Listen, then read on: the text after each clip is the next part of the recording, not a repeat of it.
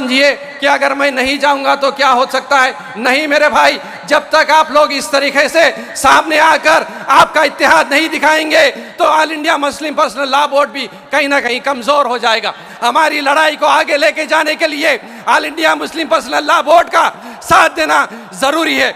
आप लोग हाथ उठाकर ये बता दीजिए सारे तेलंगाना और आंध्रा के मुसलमानों को कि दारुस्सलाम से जो तहरीक शुरू हुई है इसको हर जिले के हर हेडक्वार्टर में लेकर जाके बताएंगे। अब इसके बाद मैं YSRCP के साबिक MLA करनूल के जो अपनी सियासी और समाजी खिदमात के लिए बड़ा नाम और मकाम रखते हैं, मोहतरम जनाब अब्दुल हफीज़ साहब से मैं ख्वाहिश करता हूँ कि वो तशरीफ़ लाएँ और 5 मिनट में अपनी बात रख दें। YSR Congress party supreme court में केस डाली हुई है। जॉइंट पार्लियामेंट्री कमेटी को लिख कर दी है कि हम इस बिल के खिलाफ हैं। लोकसभा में मिथुन रेड्डी साहब ने ठहर कर बात भी किया और इस बिल के खिलाफ भी वोट दिया। राज्यसभा में YV सुब्बा रेड्डी साहब जो हमारे लीडर, उन्होंने ठहर कर बात भी किया और सारे YSR कांग्रेस पार्टी के MPs ने उसके खिलाफ वोट दिया। हम लोग आपको ये बताना चाहते हैं कि आंध्र प्रदेश में चाहे कैसे भी हालात हों, चाहे हम पे कितने भी मुश्किलें मुसीबतें आ जाएं, जगन मोहन रेड्डी साहब ने जो वादा किया था इलेक्शन से पहले कि हम माइनॉरिटीज़ के साथ रहेंगे, उसी के मुताबिक हम आज मुस्लिम समाज के साथ, माइनॉरिटीज़ के साथ ठहरे हुए हैं। बल्कि मैं बताना चाहता हूँ, आप सब जानते हैं वक्फ यूज़र्स की क्या मुसीबतें हैं, लिटिगेशन से क्या मुसीबतें होती हैं। अभी जो है एक हज़रत बता रहे थे कि आने वाली नस्लों तक जो है इसका जो है असर हो जाएगा।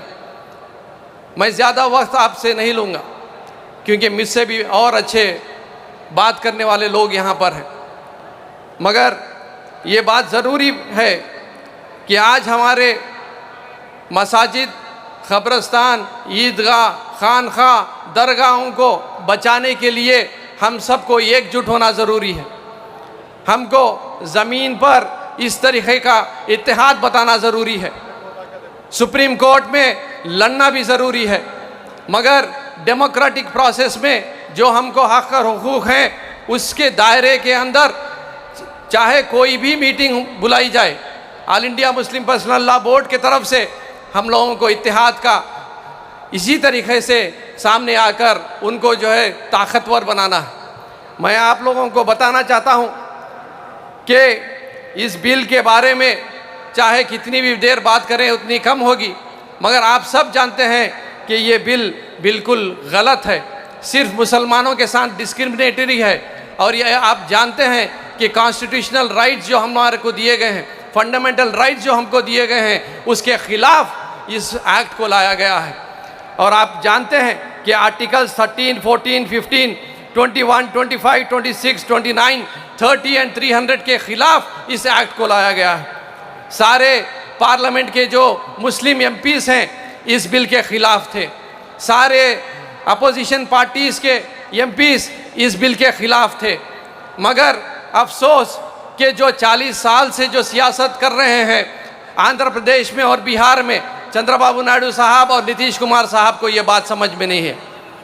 इलेक्शन के सामने चंद्रबाबू नायडू साहब NDA के साथ रहने के बावजूद उन्होंने वहाँ के आंध्र प्रदेश के मुसलमानों से वादा किया था कि हम जो है चाहे कोई भी कानून जो मुसलमानों के ख़िलाफ़ लाया जाएगा उसको रोकने के साथ साथ आप हमारे साथ ठहरे हुए रहेंगे।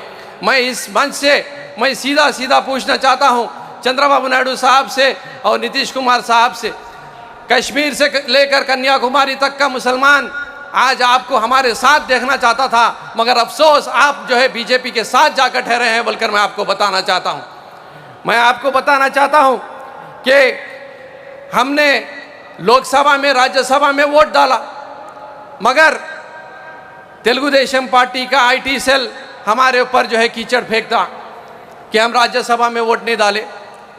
ये तो ऐसा हो गया कि झूठा झूठ बोला तो सच्चा रो रो के मरा, वैसी बात हो गई।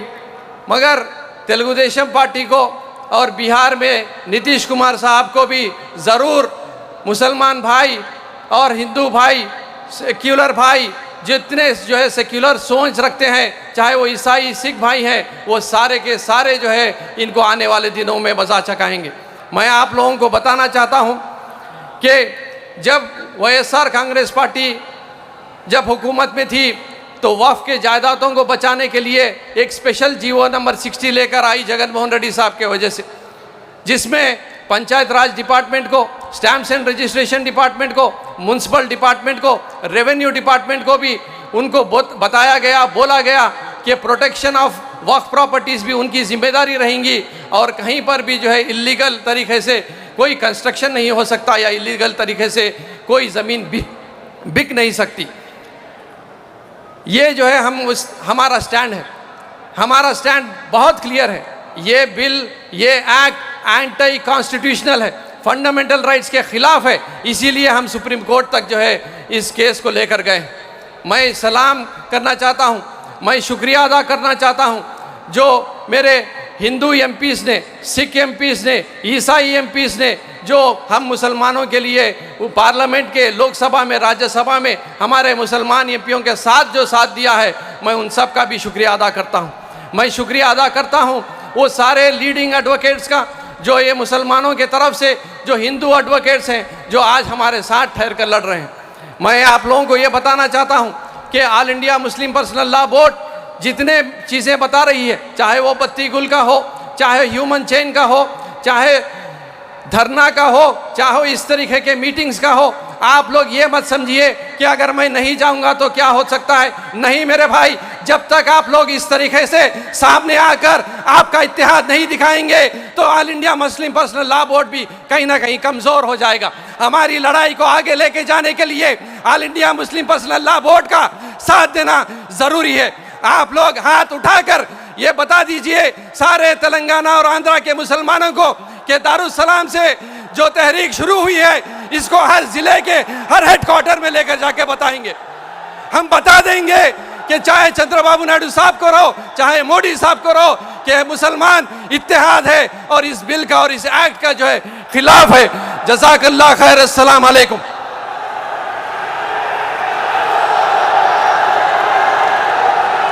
अगर उमर भाई आपकी इजाज़त है तो एक छोटा सा शेर बोलते निकल जाऊं।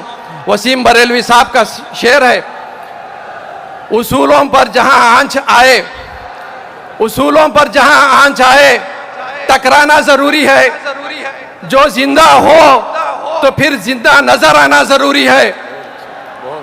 ये है तो सबके लिए हो, ये है तो सबके लिए हो, ये जिद हमारी है। इस एक बात पे दुनिया से जंग जारी है। मैं खतरा हो के भी तूफान से जंग लेता हूं। मैं खतरा हो के भी तूफान से जंग लेता हूं। मुझे बचाना समंदर की जिम्मेदारी है। ये इस तहरीक के नाम है। अस्सलाम वालेकुम।